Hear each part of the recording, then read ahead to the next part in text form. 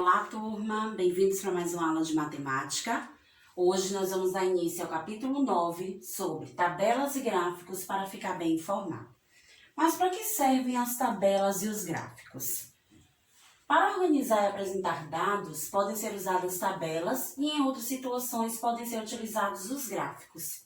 Então, as tabelas e gráficos, elas servem para nos passar com melhor detalhe e organização as informações que a gente quer obter de um determinado assunto, né? Então, vamos ver agora as principais partes de uma tabela. A gente vai conhecer na aula de hoje quais são as partes que compõem uma tabela e um gráfico. E também conhecer os tipos de tabela e gráficos que existem.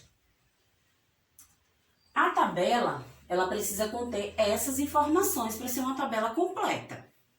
Ela precisa ter o título, que é a primeira linha da tabela, e indica o conteúdo que a tabela vai informar. Então, essa primeira parte que pode vir dentro da tabela ou fora é o título. Ela precisa conter o corpo, que é o conjunto de linhas e colunas que contém as informações. Linhas são essas na horizontal, coluna na vertical. Chamamos isso de corpo da tabela. Ela precisa ter o cabeçalho, que é a linha da tabela que indica o conteúdo de cada coluna. Essa partezinha que vem abaixo do título, para identificar o que está informando nessa primeira coluna e o que está sendo informado na segunda coluna. E também precisa ter a fonte, é onde indica o responsável pelos dados apresentados pela tabela e geralmente se localiza no rodapé. A fonte é para nos informar da onde foi retirado aqueles dados para que a gente entenda melhor sobre o que está sendo dito na tabela. Sempre vai vir com essa letra miudinha abaixo da tabela. Então, vamos ver os tipos de tabela que existem. São dois. Temos a tabela simples e o que é? É aquela que apresenta apenas duas colunas e um único assunto. Na tabela simples, ela vai abordar um assunto apenas. E ela vai conter a primeira coluna e a segunda coluna. Na primeira coluna, nesse caso, nós temos as informações dos tipos de revistas. Na segunda coluna, nós temos a informação do ano das primeiras publicações dessa revista. A do Mickey foi lançada no ano de 1928, Zé Carioca, 1945, Pato Donald, de 1950, Garfield, de 1978, Seninha, 1994. Então, olhando para essa tabela, a gente consegue perceber qual o ano que cada revista foi lançada. Outro tipo de tabela é a tabela de dupla entrada. Recebe esse nome porque ela apresenta dois tipos de informações, ou mais. Nesse caso, aqui a gente tem o número de idosos vacinados em cada ano. Então, percebam que na tabela não tem o geral dos idosos. Esses idosos foram divididos em dois grupos. Grupo dos homens, grupo das mulheres. Por isso que ela se transformou em uma tabela de dupla entrada. Porque está trazendo a informação separada dos idosos. Aqueles que são homens, aqueles que são mulheres. Então, no ano de 2004, foram vacinados 105 homens, 243 mulheres. 2005, 136 homens, 256 mulheres. 2006, 120 homens, 234 mulheres. E 2007, 142 homens e 228 mulheres. Então, a diferença que há entre uma tabela simples e uma tabela de dupla entrada é a quantidade de informações que cada uma vai trazer. Aqui nós temos um exemplo de uma tabela simples. Nós vamos aprender, entender melhor como interpretar, realizar a leitura dessa tabela. Observe a tabela e responda as perguntas. Aqui a gente percebe que é uma tabela simples, pois traz a informação. O título é a lista de preço. Nós temos aqui o corpo, artigo, na coluna, no outro preço unitário. O cabeçalho, que é o artigo e o preço, com as informações que a gente quer obter dessa loja. Os produtos e preços que essa loja vende. Olhando para essa tabela, qual é a principal informação que ela nos passa? Sobre o que essa tabela está falando? Ela fala sobre os preços dos produtos vendidos na loja Seta. Então, só de olhar para o título, a gente já consegue descobrir a informação da tabela. Qual o produto mais caro? Em qual parte da tabela a gente encontra essa informação? Aqui no corpo da tabela, na parte da coluna de preço unitário. A gente consegue observar no corpo da tabela, comparando os preços e descobrindo que o mais caro é o jogo com o valor de R$ 5,65. Qual a diferença entre o produto mais caro e o produto mais barato? Quando a gente diz a diferença, a gente já sabe que vamos utilizar uma operação matemática da subtração. Mas como eu obtenho essa informação? Voltando mais uma vez e analisando o corpo da tabela. Nela a gente percebe que o mais caro é o jogo, o mais barato a peteca. Então, se baseando nessa informação, nós vamos fazer a subtração. Jogo, que tem o maior valor, é registrado primeiro, e depois a peteca, que tem o menor valor, é registrado depois. Como estamos envolvendo uma medida de valor, né? Nós precisamos ter atenção em registrar centavos embaixo de centavos, vírgula embaixo de vírgula, reais embaixo de reais. 5 menos 5, 0.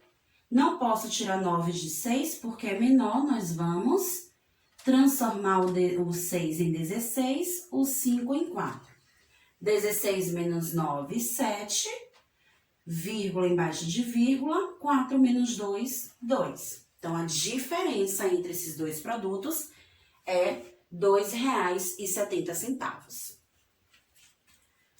Mas, como entender agora os gráficos? Quais são os tipos de gráficos que existem? Tabela só existem duas, agora gráfico já existe uma quantidade maior. E a gente precisa também descobrir quais informações, o que é que precisa conter em um gráfico para que eles passem a informação completa e correta dos assuntos. Primeiro tipo de gráfico é o gráfico de coluna. O gráfico de coluna representa as quantidades por meio de retângulos verticais. Então, tem esse nome de gráfico de coluna porque os desenhos dos retângulos ficam em pé, formando uma coluna. Então, aqui a gente percebe, nesse gráfico, que ele fala sobre as carreiras escolhidas pelos alunos da escola René Descartes. Então, as informações estão em coluna. Aqui a gente tem os tipos de profissões e cada um vai mostrando a quantidade. A coluna para justamente naquele número que representa a quantidade de votos que obteve. Próximo gráfico é o gráfico de barra. Por que tem esse nome de gráfico de barra? Porque as informações do gráfico estão com os retângulos na horizontal. Então, ele tem uma diferença entre de coluna com de barra. Os dois são formados por retângulos, só que no de coluna os retângulos ficam em pé, na vertical, e no de barra os retângulos ficam deitados na horizontal. Então, aqui a gente também vai perceber que as barras vão parar na direção do número que representa a quantidade que cada voto obteve. Aqui a gente percebe que o azul parou na linha do 15, então isso significa que 15 pessoas votaram para ser médico. Já o amarelo parou no 5, 5 pessoas votaram para ser professor. E ali a gente vai obtendo as informações do gráfico. O outro gráfico é o gráfico de pictograma, ou que também pode ser chamado de gráfico pictórico. Representa as quantidades por meio de figura. Quando você vê em revistas, jornais, livros, gráficos que vão ter desenhos de bonequinhos, de casinhas, qualquer tipo de desenho, esse gráfico recebe o nome de gráfico pictograma, porque no lugar da barra ou da coluna está sendo utilizado desenhos. Próximo. Outra informação importante, desculpa, turminha, Os desenhos, eles não vão estar representados por números, mas irá ter uma legenda dizendo quanto vale cada bonequinho, cada desenho. Nesse caso, os bonecos aqui representam 5 alunos. Então, para identificar quantas pessoas voltaram para ser médico, eu vou contar de 5 em 5. Se eu tenho 3 bonecos, 5 mais 5 mais 5, então 15 pessoas. Então, nos gráficos de pictograma, temos que observar a legenda que indica a quantidade que vale cada desenho. O último gráfico é o gráfico de linha. Geralmente é utilizado para representar temperaturas de um local, qual a quantidade que está sendo aumentada ou diminuindo, pessoas que estão sendo contaminadas por algum tipo de doença. Isso agora mesmo está sendo muito comum, a gente observar esse tipo de gráfico nos jornais. Estamos passando por um momento de pandemia e para poder determinar esse controle de aumento ou diminuição da quantidade de pessoas contaminadas, os jornais utilizam o gráfico de linha para demonstrar essas informações. Gráfico de linha representa a quantidade por meio de linhas. Então, a gente observa que quando a linha está nessa direção em pé, está dizendo que representa um aumento. Quando a linha está assim inclinada para baixo, indica uma queda, né, que diminuiu. E ali a gente vai analisando, desde quando começou na segunda-feira, pois o ponto representa no dia da segunda, e ao longo da semana a gente percebe que houve um aumento de temperatura, diminuiu, aumentou, diminuiu, depois mais uma vez diminuiu. Ao chegar no domingo, ela parou nessa linha, a gente pode observar que a temperatura parou em 30 graus.